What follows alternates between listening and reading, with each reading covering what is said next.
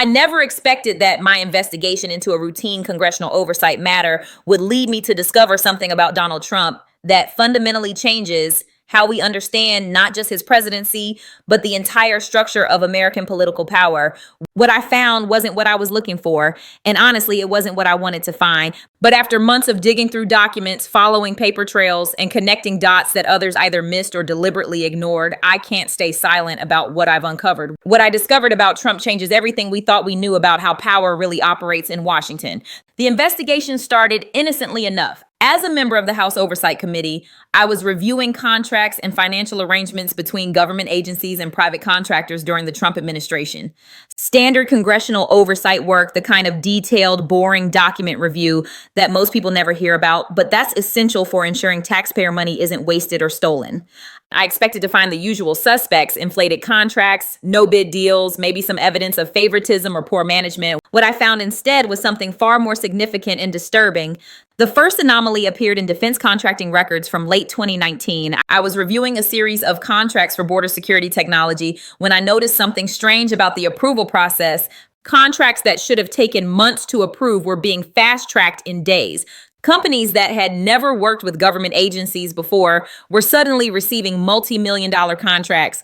But what really caught my attention was the pattern of who was making these decisions and how they were being justified. The decision makers weren't the usual bureaucrats or even political appointees you'd expect to see on government contracts. These were people I'd never heard of, with titles that seemed designed to obscure rather than clarify their actual authority.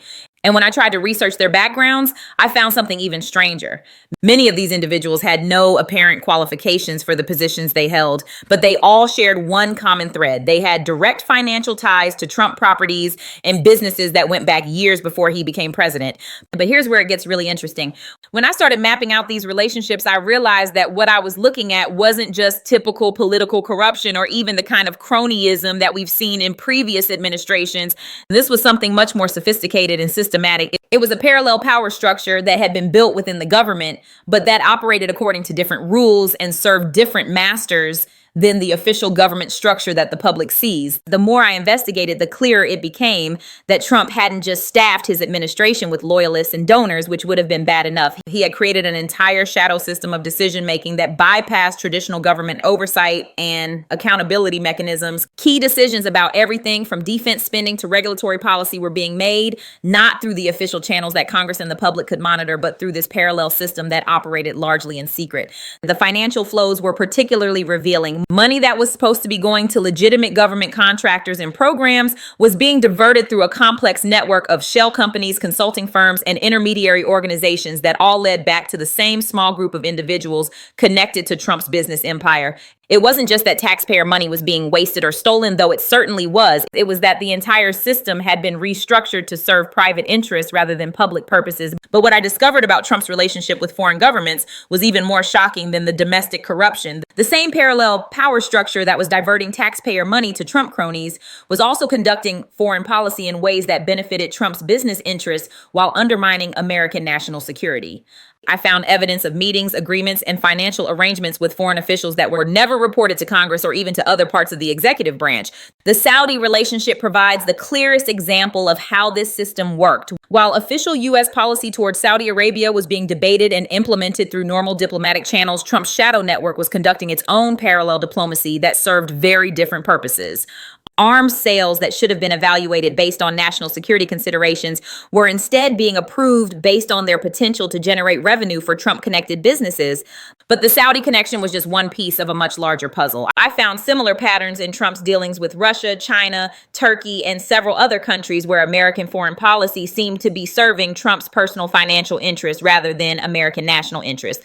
In each case, there was the official policy that the public could see, and then there was the real policy being implemented through the shadow system that served Trump's business empire. The January 6th investigation took on an entirely different meaning once I understood this parallel power structure. What looked like a spontaneous eruption of political violence was actually the inevitable result of a systematic assault on democratic institutions that had been going on for years. Trump hadn't just incited a riot, he had spent 4 years undermining the legitimacy of any institution that might challenge his shadow power network. The election denial wasn't really about the 2020 election results. It was about preserving a system that had generated enormous wealth and power for Trump and his associates by circumventing democratic accountability. When Trump claimed the election was stolen, he wasn't just making a false claim about vote counting. He was trying to delegitimize the entire democratic process that threatened to expose and dismantle his shadow system. This explains why so many Republicans who privately acknowledged that Trump had lost the election continued to support his claims of fraud. It wasn't really about electoral politics or even personal loyalty to Trump. It was about protecting a system that had made many of them wealthy and powerful by allowing them to operate outside normal legal and ethical constraints. The classified documents case becomes much clearer when viewed through this lens. Trump didn't take those documents because he was careless or because he felt entitled to keep souvenirs from his presidency. He took them because they contained information that could expose or disrupt the shadow system that he had built within the government. The documents weren't just government property that he stole. They were evidence of a systematic corruption scheme that could implicate dozens of people in serious criminal activity. When you understand that Trump's entire presidency was essentially a 4-year operation to use government power for private gain through a parallel system that bypassed democratic oversight, his behavior after leaving office makes perfect sense. Every legal challenge, every media appearance, every political rally has been designed to protect that system and the people who benefited from it. But here's what really changes everything. This shadow system didn't disappear when Trump left office. The networks, relationships, and financial arrangements that he built during his presidency are still operating. Many of the same people are still in positions where they can influence government policy for private gain. The money flows that I traced during his presidency are still active, just routing through different channels and serving slightly different purposes. This is why Trump's legal troubles aren't just about holding one man accountable for his crimes. They're about dismantling a corruption network that has fundamentally altered how American government operates. If these networks are allowed to continue operating, if the people who participated in this system face no consequences, then we're not just failing to hold Trump accountable. We're allowing a parallel government structure to continue existing alongside our democratic institutions. The implications of this discovery extend far beyond Trump himself. If a president can build a shadow system within the government that serves private interests rather than public purposes, and if that system can continue operating even after that president leaves office, then we don't really have a democracy anymore. We have a system that looks like democracy on the surface, but that actually serves the interests of whoever is powerful enough to capture and operate these shadow networks. This explains why so many traditional Republicans have been willing to sacrifice their principles and their party's historical commitments to support Trump. It's not really about conservative ideology or political strategy. It's about access to a system that allows them to accumulate wealth and power in ways that would be impossible through legitimate political processes. The business community's relationship with Trump makes more sense in this context as well. Many corporations and wealthy individuals who should have been opposed to Trump's policies and behavior continue to support him because they were benefiting from the shadow system that allowed them to influence government policy without public scrutiny or accountability.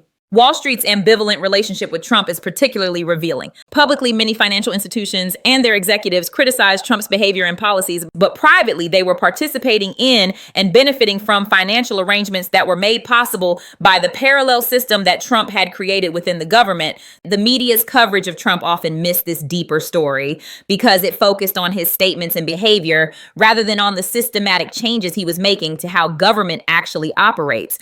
Trump's tweets and rallies were certainly newsworthy, but they were also distractions from the more fundamental changes he was implementing through his shadow system. Even now, most media coverage of Trump focuses on his legal troubles, his political prospects, or his relationship with other Republican politicians. But the real story is about whether American democracy can survive the existence of shadow power structures that operate outside democratic accountability and serve private rather than public interests. The intelligence community's relationship with Trump reveals another dimension of this problem. Intelligence agencies that should have been monitoring and reporting on foreign influence operations were themselves compromised by the parallel system that Trump had created. Some intelligence officials were directly participating in the shadow networks, while others were being fed false or misleading information that served the interests of Trump's business empire rather than American national security. This explains why so many intelligence assessments during the Trump presidency seemed disconnected from observable reality. It wasn't just that Trump was ignoring intelligence that he didn't want to hear. It was that the intelligence apparatus itself had been partially captured by the same shadow networks that were corrupting other parts of the government. The judicial system's response to Trump's legal challenges also makes more sense when viewed through this lens. Many judges, including some appointed by Trump, have ruled against him in various cases. But the pattern of delays, appeals, and procedural challenges suggests that parts of the legal system are still being influenced by the shadow networks that Trump created. This isn't necessarily a matter of direct corruption or political bias among judges. It's more likely that the same financial and political networks that corrupted other institutions are finding ways to influence legal proceedings through campaign contributions, professional relationships, and other forms of indirect pressure. The electoral system itself has been affected by these shadow networks. Voting procedures, election administration, and campaign finance have all been influenced by organizations and individuals connected to Trump's parallel power structure. This makes it difficult to ensure that future elections will be free from the kind of manipulation that these networks specialize in.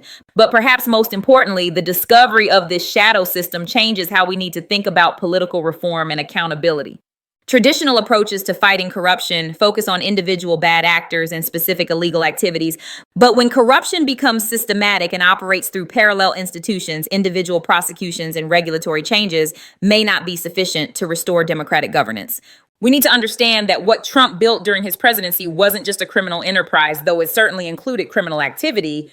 It was an alternative system of government that could potentially outlast any individual president or political party. If we don't recognize and dismantle this system, it could continue to subvert democratic institutions regardless of who wins future elections. The international dimension of this shadow system is particularly concerning. Foreign governments and international business interests that gained access to American policymaking through Trump's parallel networks have strong incentives to preserve and expand those networks. They're not going to simply accept a return to normal diplomatic and commercial relationships when they've been able to purchase direct access to American government decision-making. This explains why Trump's legal troubles have attracted so much international attention and why some foreign governments seem so invested in his political future. It's not really about ideology or diplomatic relationships.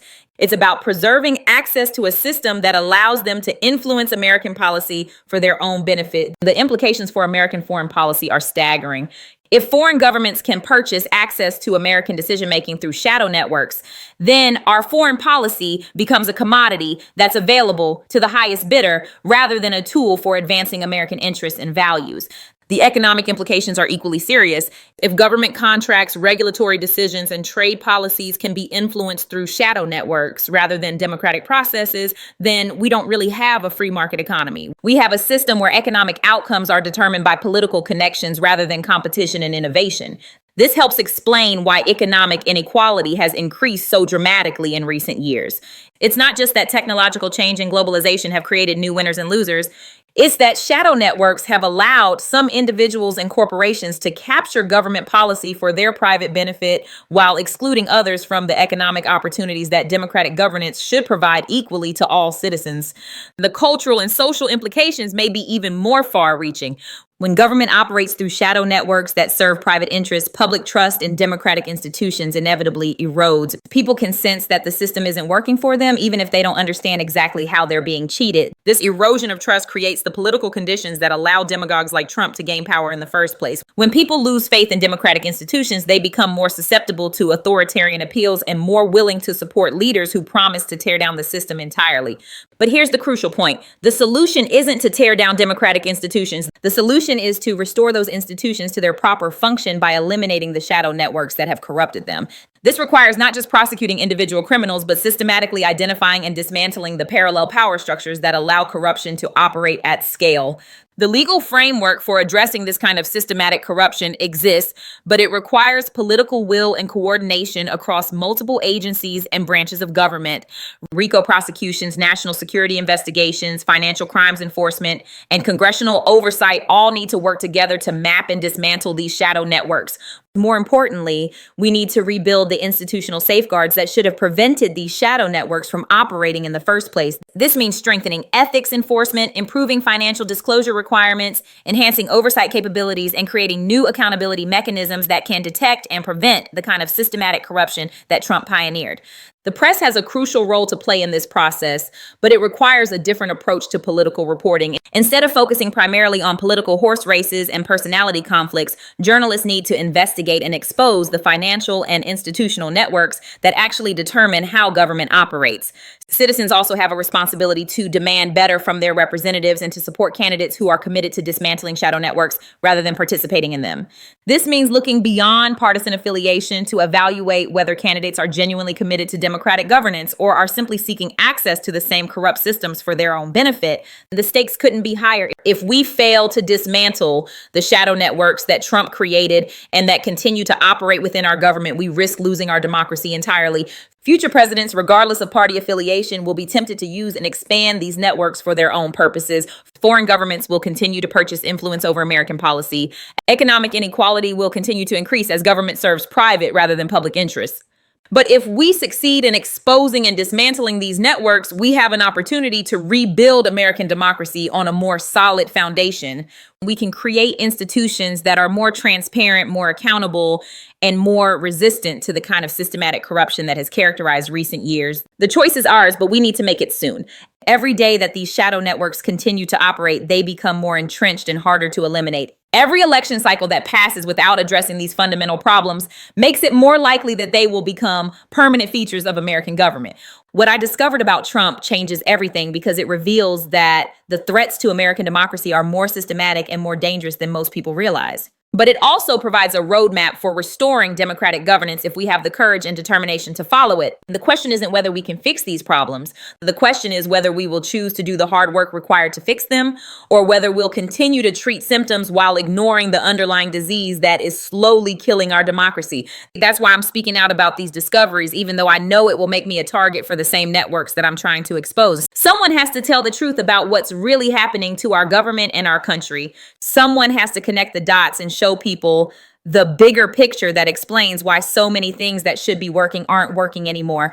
What I discovered about Trump isn't just about one man or one presidency. It's about whether American democracy will survive the 21st century and whether future generations will inherit a government that serves them or a system that serves only the wealthy and powerful who are smart enough to capture and manipulate it for their own benefit. The Department of Defense contracts were where the corruption became most obvious and most dangerous to national security. I found evidence of weapon systems being purchased not based on military needs, but based on which manufacturers had financial relationships with Trump properties.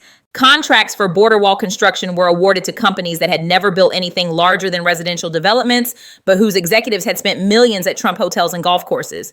But the Pentagon corruption went deeper than just inflated contracts and unqualified vendors. I discovered that military deployment decisions were being influenced by the same shadow networks that controlled domestic spending. Troop movements, base closures, and strategic planning were all being filtered through considerations of how they would affect Trump business interests rather than American national security. The relationship with private military contractors reveals how this shadow system endangered American lives. Companies like Blackwater and its successor entities gained extraordinary influence over military policy, not through demonstrated effectiveness, but through their connections to Trump's financial networks. Combat operations in multiple countries were being planned and executed based on what would generate profits for connected contractors rather than what would achieve military objectives or protect American forces. I found communications between Trump administration officials and contractor executives that show a level of coordination that goes far beyond normal government business relationships. These weren't just meetings about specific contracts. These were strategic planning sessions where private companies were helping to design military policies that would ensure continued demand for their services. The intelligence community corruption was even more systematic and more dangerous than the military contractor relationships. I discovered that key intelligence assessments about foreign threats were being altered or suppressed based on how they might affect Trump business interests. Reports about Russian interference in American elections were downplayed not just because they were politically inconvenient, but because they threatened business relationships that Trump had been cultivating for decades. The CIA's analysis of Middle Eastern politics was systematically distorted to support policies that benefited Saudi Arabia and other countries where Trump had significant business interests. Intelligence about Chinese economic espionage was suppressed when it implicated companies that were partners with Trump organizations. Even domestic intelligence about extremist groups was filtered through political considerations rather than genuine security concerns. But perhaps most disturbing was what I found about foreign intelligence agencies operating within the Trump shadow networks. Several foreign countries had essentially purchased access to American intelligence through their business relationships with Trump organizations. They weren't just buying policy influence, they were buying classified information about American intelligence capabilities, sources, and methods. The State Department became another node in this shadow network, with diplomatic appointments being made based on financial contributions to Trump organizations rather than qualifications or expertise. Ambassadors who had never served in government and had no relevant experience were appointed to crucial posts because they had invested in Trump properties or hired Trump organizations for business services. Foreign policy decisions that should have been made based on American national interests were instead being made based on the business interests of Trump and his associates. Trade negotiations, military aid decisions, and diplomatic recognition were all being influenced by shadow networks that prioritize private gain over public benefit. The Treasury Department's role in this shadow system was particularly sophisticated and particularly damaging to American economic interests. Tax policy decisions were being made not through normal policy processes, but through backroom negotiations with wealthy individuals and corporations that had financial relationships with Trump organizations. I found evidence of specific tax loopholes being created for individual companies that had business relationships with Trump properties. Regulatory decisions about banking and financial services were being made based on which institutions had provided financing for Trump projects. Even currency policy and international economic negotiations were being influenced by considerations of how they would affect Trump business interests. The Internal Revenue Service's enforcement priorities were systematically altered to protect Trump associates while targeting his political opponents. Audits that should have been routine examinations of tax compliance became political weapons, while serious tax evasion by connected individuals was overlooked or minimized. The Department of Justice's corruption was the most dangerous to democratic institutions because it involved using the legal system itself as a tool for protecting and expanding the shadow networks. I discovered evidence of criminal investigations being initiated, altered, or suppressed based on their potential impact on Trump business interests rather than on evidence of wrongdoing. Federal prosecutors who were investigating activities connected to Trump organizations faced pressure to redirect their investigations or to minimize charges. Meanwhile, prosecutors who were willing to target Trump's political opponents received support and resources for investigations that often lacked substantial evidence. The FBI's counterintelligence operations were compromised by the same shadow networks that controlled other agencies. Investigations of foreign influence operations were suppressed when they implicated countries that had business relationships with Trump organizations. Domestic terrorism investigations were politicized to focus on groups that opposed Trump while minimizing investigations of groups that supported him. Even the Supreme Court and federal judiciary were affected by these shadow networks, though the influence was more subtle and harder to document. Judicial appointments were being made based not just on ideological considerations, but on the candidates' relationships to the business and financial networks that supported Trump organizations. Campaign finance laws were systematically violated through the shadow networks, but the violations were so complex and so well disguised that traditional enforcement mechanisms couldn't detect or prosecute them effectively. Foreign money was being funneled into American political campaigns through multiple layers of intermediary organizations that made the original sources almost impossible to trace. The media landscape was also shaped by these shadow networks, though most journalists were unaware of the extent of the manipulation. News organizations that relied on advertising revenue from companies connected to Trump business interests found themselves under pressure to soften their coverage of corruption and misconduct. Social media platforms were particularly vulnerable to manipulation by the shadow networks because their business models depended on engagement and advertising revenue from many of the same companies that were participating in the corruption schemes. Algorithms that determined what information people saw were influenced by payments and business relationships that prioritized shadow network interests over accurate information. The healthcare system became another target for shadow network exploitation, with pharmaceutical companies and medical device manufacturers gaining regulatory approval for products based on their business relationships with Trump organizations rather than on scientific evidence of safety and effectiveness. The COVID-19 pandemic response was heavily influenced by shadow network considerations, with medical supply contracts being awarded based on political connections rather than capability to deliver needed equipment. Testing and treatment protocols were influenced by pharmaceutical companies that had invested in Trump properties, sometimes in ways that delayed effective responses to the public health emergency. Environmental policy was systematically corrupted by shadow networks representing fossil fuel companies and other polluting industries that had business relationships with Trump organizations. Climate change research was suppressed, environmental regulations were eliminated, and public lands were open to exploitation based on the business interests of shadow network participants rather than environmental protection or public benefit. The Department of Education became a tool for advancing the interests of for-profit educational institutions that had business relationships with Trump organizations. Student loan policies were altered to benefit companies that collected debt payments, while regulations protecting students from predatory institutions were eliminated. Immigration policy was shaped by shadow networks that included private prison companies, defense contractors, and other businesses that profited from enforcement actions and detention operations. Family separation policies and detention conditions were influenced by the business models of companies that had invested in Trump properties, often in ways that maximized suffering while maximizing profits. Labor policy was systematically altered to benefit employers that had business relationships with Trump organizations while harming workers and unions that opposed Trump politically. Workplace safety regulations were eliminated, wage and hour protections were reduced, and union organizing rights were restricted based on the interests of shadow network participants. The agriculture industry was captured by shadow networks that represented large agribusiness companies with Trump business connections, while policies that would have helped family farmers were eliminated or undermined. Food safety regulations were weakened, environmental protections for agricultural areas were removed, and trade policies were designed to benefit large agricultural exporters rather than domestic food security. Transportation policy became another avenue for shadow network corruption, with infrastructure spending being directed to projects that benefited Trump business interests rather than genuine transportation needs. Highway construction, airport improvements, and public transit funding were all influenced by the business relationships of construction companies and other contractors connected to Trump organizations. The space program and NASA policies were influenced by shadow networks that included aerospace contractors with Trump business connections. Contracts for space exploration and satellite programs were awarded based on political relationships rather than technical capabilities, while scientific research priorities were altered to benefit private companies rather than advance human knowledge. Energy policy was perhaps the most systematically corrupted area of government, with fossil fuel companies essentially writing their own regulations through shadow network relationships. Renewable energy programs were defunded or eliminated, not based on their effectiveness, but based on their potential to compete with traditional energy companies that had invested in Trump properties. Nuclear energy policy was particularly concerning because it involved national security considerations as well as commercial interests. Nuclear technology transfers to foreign countries were approved based on the business interests of shadow network participants rather than non-proliferation concerns, creating risks that could affect global security for decades. The patent and trademark system was manipulated by shadow networks to benefit companies that had business relationships with Trump organizations, while making it more difficult for competitors to protect their intellectual property. Patent approvals and trademark registrations were influenced by political considerations rather than legal merit. Financial regulatory policy was systematically altered to benefit banks and investment firms that had provided financing for Trump projects or had other business relationships with Trump organizations.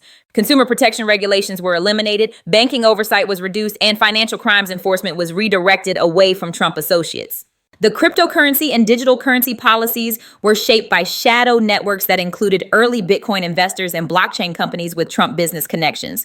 Regulatory frameworks were designed to benefit specific companies rather than protect consumers or ensure market stability. International trade policy became a tool for advancing the interests of companies that had business relationships with Trump organizations, with tariffs and trade agreements being structured to benefit specific industries and companies rather than American economic interests broadly. The corruption of scientific research and development funding was particularly damaging to American competitiveness and innovation. Research grants and contracts were awarded based on political considerations rather than scientific merit, while studies that contradicted shadow network interests were defunded or suppressed. Medical research was especially affected, with pharmaceutical companies that had Trump business connections receiving preferential treatment for drug approvals and research funding. Clinical trial data was sometimes altered or suppressed when it threatened the business interests of shadow network participants. Climate science research was systematically undermined by shadow networks representing fossil fuel companies, with researchers facing pressure to alter their findings or risk losing funding. Environmental monitoring programs were eliminated or reduced when they produced data that threatened the business interests of polluting industries connected to Trump organizations. The education research that informed policy decisions was manipulated by shadow networks representing for-profit educational institutions and testing companies. Studies showing the effectiveness of public education were suppressed, while research supporting privatization and standardized testing was promoted regardless of its scientific validity. Economic research and statistics were altered to support policies that benefited shadow network interests rather than to provide accurate information for policymaking. Employment data, inflation measurements, and economic growth statistics were all manipulated to create false impressions of policy effectiveness. The census and demographic research were influenced by shadow networks seeking to manipulate electoral districts and resource allocation in ways that would benefit their political and business interests. Population counts and demographic data were altered in ways that affected congressional representation and federal funding distribution for a decade. Agricultural research was corrupted by shadow networks representing agribusiness companies, with studies on pesticide safety, genetic modification, and sustainable farming being altered to support industrial agriculture rather than food safety or environmental protection. Transportation research that should have informed infrastructure policy was manipulated by shadow networks representing construction companies and automotive industries. Studies on public transportation effectiveness, highway safety, and environmental impact were altered to support policies that benefited connected companies rather than transportation efficiency or public safety. Energy research was systematically corrupted by shadow networks representing fossil fuel companies, with studies on renewable energy effectiveness, climate change impacts, and energy efficiency being suppressed or altered when they threatened traditional energy business models. The cumulative effect of all these shadow network operations was to transform American government from an institution serving public interests into a system serving private interests of a relatively small group of wealthy individuals and corporations. Every major policy area was affected, every government agency was compromised, and every decision was filtered through considerations of private benefit rather than public good. What makes this particularly dangerous is that the shadow networks didn't disappear when Trump left office. The relationships, financial arrangements, and institutional corruption that were built during his presidency continue to influence government policy under subsequent administrations. The people who participated in these networks still hold positions of power, still have access to classified information, and still have the ability to influence policy for private gain. This explains why so many problems that should be easily solvable remain unsolved, why policies that would clearly benefit the American people never get implemented, and why government often seems to be working against the interests of ordinary citizens. It's not just political polarization or institutional dysfunction. It's systematic corruption that has captured government institutions and redirected them towards serving private rather than public interests. The solution requires more than just changing elected officials or implementing new regulations. It requires systematically identifying and dismantling the shadow networks that have corrupted American government institutions. This means financial investigations, criminal prosecutions, institutional reforms, and a fundamental recommitment to democratic governance that puts public interest ahead of private gain. But most importantly, it requires public awareness of what has happened to our government and public demand for genuine accountability. As long as these shadow networks can operate in secrecy, as long as the American people don't understand how their government has been captured and corrupted, the networks will continue to grow stronger and more entrenched. That's why I'm speaking out about these discoveries. Not because I enjoy exposing uncomfortable truths or because I want to create political controversy, but because American democracy cannot survive if we don't confront and dismantle the shadow systems that have corrupted our government institutions.